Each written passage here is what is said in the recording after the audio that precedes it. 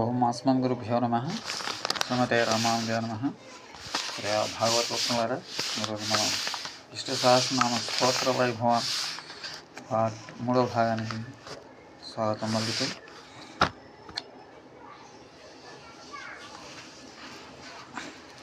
సహస్రనామాల్లో ప్రతి నామానికి అర్థం తెలియకపోయినా స్పష్టంగా ఉచ్చరించగలిగితే చాలు. స్పష్టాక్షరమైన పలికే మంత్రం, దీనికి ఆధీనులే దేవతలు. అందుకనే మెలకువగా అప్రమత్తో సతతోద్ధితులై నామస్మరణ చేయాలంటారు భీష్మాచార్యులు. జగత్ప్రభం దేవదేవం అనంతం పురుషోత్తమం స్తుమనామ సహస్రేణ పురుష సతతోద్ధిత తమేవ శాస్యా నిత్యం భక్త్యా పురుషమవ్యయం జాయం స్తవం నమస్యం చ యజమానస్తమేవ చ అనాదినిధనం విష్ణుం సర్వలోకమహేశ్వరం లోకాధ్యక్షం సువర్ణేశ్యం సర్వదుఃఖాదికో భవేత్. ఈ 3 శ్లోకాల్లో సహస్రనామాలను సేవించే విధానం చక్కగా వివరించబడింది. ప్రపంచానికి ప్రభు, దేవతలకు పరదేవత అయిన పురుషోత్తముని, అనంత దివ్య విభూతిని ప్రతి పురుషుడు, ప్రతి జీవి మెలకువతో స్తుతించాలని మొదటి శ్లోకం చెప్తోంది. 2వ శ్లోకం అర్చన, జ్ఞానం, స్తుతి, నమస్కృతి, యజ్ఞం అనే 5 విధానాలు చెప్పబడ్డాయి. ఎవరికి ఏ విధానం కుదిరితే వారు అలా సేవించవచ్చు. స్తోత్ర పాఠం చేస్తే స్తుతి అవుతుంది. మౌనంగా చదువుకొని విశ్వరూపాన్ని ధ్యానిస్తే అది జ్ఞానయోగం అవుతుంది. ఒక్కొక్క నామాన్ని వేరువేరుగా ఓంకారంతో ఆరంభించి నమః అని ముగిస్తూ పూలతోనూ అక్షతలతోనే అర్చిస్తే అది అర్చన అవుతుంది. 10 మంది కలిసి సహస్రనామం హోమం చేస్తే అది యజ్ఞం అవుతుంది. ఎలా చేసినా గమ్యం ఆరాధ్యం ఒకటే. ఆద్యంతములేని సర్వేశ్వరుడు, అన్ని లోకాలకు అధ్యక్షుడు, అన్ని శోకాలకు అంతకుడు. అతన్ని ఆరాధించేందుకు అందరూ అర్హులే. కానీ మెలకువ, నిలకడ 2 లక్షణాలు అవసరం. సతతోద్ధిత అన్న మాటలో ఈ మెలకువ ఏ క్షణమైనా కాకుండా నిరంతరం ఉండాలని భావన సూచించబడుతుంది. మేల్కొనే సమయంలో కాక నిద్రపోయేటప్పుడు కూడా ఆ ప్రభువుని గురించే కలలుకన. నిద్రపోయేదే శరీరం. లోపల తైజ సాకారం సర్వకాల సర్వావస్థలో మెలకువగానే ఉంటుంది. సహస్రనామం చదివే సమయంలో ఈ మెలకువ ప్రత్యేకంగా అవసరమవుతుంది.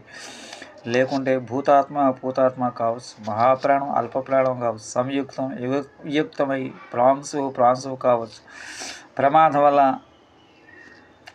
అప్యయుడు అవ్యయుడు కావచ్చు, అవగ్రహం అనుగ్రహించకపోతే అమరప్రభు మరప్రభు కావచ్చు. సహస్రనామాల్లో చాలా వరకు అందరికీ చిరపరిచితములైన నామాలే ఉన్నాయి. కానీ స్వాస్థ్య, స్వాంగ, శిపివిష్ట, బుద్ధ, మహర్షి, అక్షోభ్య, సర్వవాగీశ్వరేణ లాంటి వాగీశ్వరేశ్వర లాంటి విశిష్ట నామాలు కూడా ఉన్నాయి. ఇలాంటి చోట చాలా మెలకువగా ప్రవర్తించాలి. అర్థం తెలిసి చదివితే ఏ పొరపాటు రాదు. కానీ అర్థం తెలియకపోయినా స్పష్టంగా ఉచ్చరించగలిగితే సాధించినట్టే. ఈ మెలకువకు ఆధారం నిలకడ. దీన్నే 2వ శ్లోకంలో భక్తి అనే పదం వివరిస్తుంది. భక్తి ఉంటే ఉచ్చారణ శక్తి అదే లభిస్తుంది. ప్రారంభంలో అందరికీ అన్ని నామాలు సులభంగా పలకపోవచ్చు. కానీ తెలిసిన వాళ్ళ సాంగత్యం నిలకడగా సాధిస్తే ఈ మెలకువలు అవలీలగా సిద్ధిస్తుంది. అదే గురు కటాక్షం. ఉపదేశ పరమావధి. అందరికీ గురువు జగద్గురువు వాసుదేవుడే. అతని అనుగ్రహం వల్ల అన్నిటినీ సాధించవచ్చు. సకల ధర్మ స్వరూపమైన సకల లోకాన్ని పాలించే మహాతత్వమైన సహస్రనామములు ఆరాధ్యత. బ్రహ్మణ్యం సర్వధర్మజ్ఞం లోకానాం కీర్తిమర్ధనం లోకనాథం మహద్భూతం సర్వభూత భవోద్భవం యవ్వనచే జగమమ్మనిలో నుండు అని భాగవతోత్తముడు భావించిన పరమోత్తమే సహస్రనామం. అందుకనే అందులోనే బ్రహ్మతత్వం ఉంది. అదే సకల ధర్మసారం. లోకాలకు, లోకేశులకు, సకల లోక నివాసులకు ఆ లోకాన్ని ప్రసాదించే లోకోత్తర లావణ్యం అందులో ఇమ్మడి ఉంది. కనుకనే అది అన్ని ధర్మములు విన్నా అని భీష్ముడు ఘంటాపదంగా చెప్తారు. ఏషమే సర్వధర్మాణం ధర్మోధికో మతః యద్భక్త్య భక్త్యా పుండరీకాక్షం సవైరస్సదా. భక్తితో స్తుతించడం, భక్తితో అర్చించడం ప్రధానం. ఏ స్థితిలో ఉన్నా పుండరీకాక్షను స్మరిస్తే బాహ్యాభ్యంతరాలు పవిత్రం అవుతాయని స్మృతులు చెప్తాయి. అలా భక్తితో భగవన్నామాన్ని స్మరిస్తే అలౌకికమైన దివ్య తేజస్సు, అసాధారణమైన తపశక్తి లభిస్తుంది. ఈ సహస్రనామాల్లో ప్రతిపాద్యమైన పరతత్వమే పరబ్రహ్మతత్వం. దాన్ని మించిన తత్వం మరొకటి లేదు. పరమం యో మహత్తేజ, పరమం యో మహత్తప, పరమం యో మహద్బ్రహ్మ పరమం యపరాయుణం. పవిత్రతకు ప్రమాణం, మాంగళ్యానికి నిదర్శనం, దేవతలకు జీవనం, ప్రాణకోటికి ప్రాణమైన పరమాత్మ ఈ సహస్రనామంలో నెలకొన్న పరదైవం. పవిత్రాణం పవిత్రం యో మంగళానాం చ మంగళం, దైవతం దేవతానాం చ భూతానం యో అవ్యయ పితా. సకల జీవకోటికి నశించిన జీవనదాత అయిన జగత్పతి అక్షయ రూపుడై ఉంటాడు. సృష్టి ఆదిని సచరాచర జగత్తు అతని నుండే ఉదయిస్తుంది. ప్రళయకాలంలో ప్రపంచమంతా అతనిలో లయిస్తుంది. యతసర్వాణి భూతాని భవంత్యాదియుగాగమే యస్మిన్ ప్రళయం యాంతి పునరేవ యుగక్షయీ.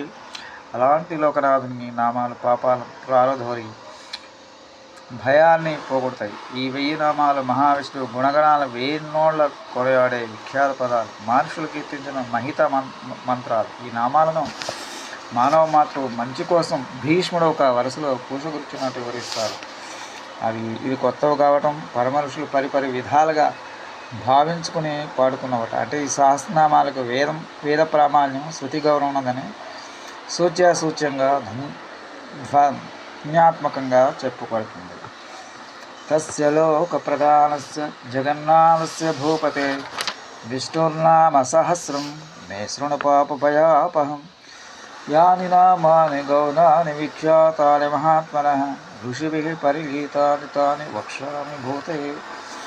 ఇందులో భూతయ్య అనే పదం గీతలో భూతి అనుభూతి సమకూరుస్తుంది. భగవతత్వం ఎక్కడైనా ఏ రూపంలో ఉంటుందో వివరించిన విభూతి యోగానికి సహస్రనామంలో ప్రతినామైన అనుబంధం సాధిస్తుంది. ప్రతినామంలో భగవదంశ ఏదో ఒక రూపంలో ఉంది. భక్తితో, నిష్ఠతో, నిలకడతో, మెలకువతో ఈ నామ సంకీర్తన చేస్తే ఈ రహస్యం గోచరిస్తుంది. శ్రీకాంతాయ కళ్యాణధేనుధేర్గ్నం శ్రీ వెంకట శ్రీనివాసాయ మంగళం. మంగళాశాసనపరమధాచార్య పురోగమై సర్వైస్య పూర్వైరాచార్యై సకృపాయాస్తు మంగళం. శ్రీమతే రమజామాతృమునీంద్రాయ మహాత్మనే శ్రీరంగవాసనే భూయాత్ నిత్యశ్రీ నిత్యమంగళం. ఓం అస్మద్గురుభ్యో నమః.